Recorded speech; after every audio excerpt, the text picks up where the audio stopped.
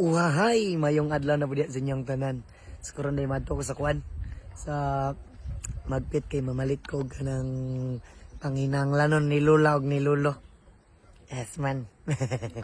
So wala na ko nagdugay-dugay pa, nagbiyahe na ko paingon sa Remil kay siyempre diri mo ko mamalit og mga panginahanglanon sa akong lolo og lola no. Kay diri man ako makita so ni nagpalit ko sa ilaha og gatas Nescafe. Unya nagpalit pa jud kog anlin sa akong lola kay mo man yang request na niya asukar. Syempre dili gid po na mawala ang mga biskwit na diha kay syempre mo man ang pangailangan po sa akong lolo. Nya shout out po nila ma'am ani o ma'am daghang salamat sa inyo mama. Nya pagawas na ko diri sa Remil na nakaila di sa atwa diri so nagpa-picture siya sa kadali sa tuwa siya nga. Dol pa picture ko kadali dol be. Pastang linduta giday nimo gwapo lamion man day ka dol. Ay pastang blurred man giday ka idol. Bitaw salamat kay sa Madol. Pagkahuman ako og palit og pan, adritso din ko sa bukid. Lahos ta dritso oy. Oy. La.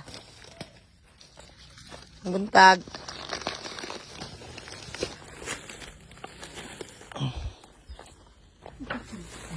Nay. Pan. Good oy. Di na tumulong lang akong pinalit na. Ay, sus eh.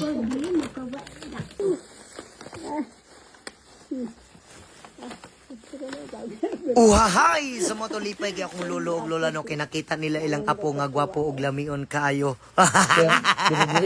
Salamat sa tanan!